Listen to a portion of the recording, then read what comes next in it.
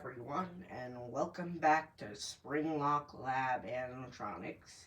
Today, I will be showing you my newest animation on the FNAF 1 Endo full body. As you could remember in the last video, what this guy did first was open his eyes.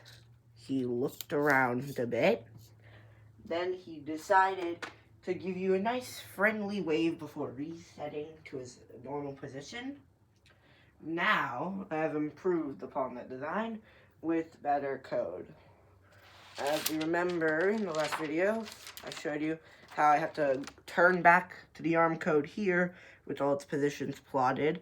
And I also have to turn back here with this thing in the last video. This is where I was plotting how to put this on this body and make it move. As you can see, the code right there. But now I've improved. It's gone from these simple few lines to many, many long lines. It starts here with the on start. This is setting up all the servos. The ones in the arm, right here, here, and here, as you can see. And also the servos on the head, here, here, and here. As you can see, the top 3, 10, 11, and 3, they are wired right here, and they're the head ones. Then the next 3, 6, 5, and 4, they connect to, once again, the arm right here.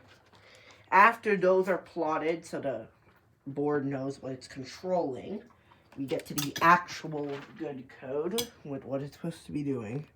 We start here where it's going to open its eyes, look around, and wave its arms, as you will just about to see right now. You can see, it opens its eyes. It looks around the room. It spots you. It gives a blink to make sure it's you. It opens its mouth in surprise. It opens its arms to warmly greet you as it would to a guest at a restaurant. After it lowers its arms, it goes into a handshaking motion as it shakes your hand. If you can imagine a hand there shaking it. And after that, it closes its eyes and then its jaw. That is the full animation. Control to reset itself. I made a few improvements, as again, you've seen. It's much longer in the code. This took over an hour of time to plot all of this down, transfer it into a computer, and get it coded right here. I was able to make some improvements. As before, the eyelids and the jaw, they were linked to the same exact coding. So that means that they could only open when one other opened, which would limit its expression. But now, as you can see here, there's eyes, there's the eyelids, but now the jaw has its own separate servo pin, which means it can function on its own, letting better animations happen. As you can see, they're able to open separately now, which leads to better animations. As you can see, right there, separately closing.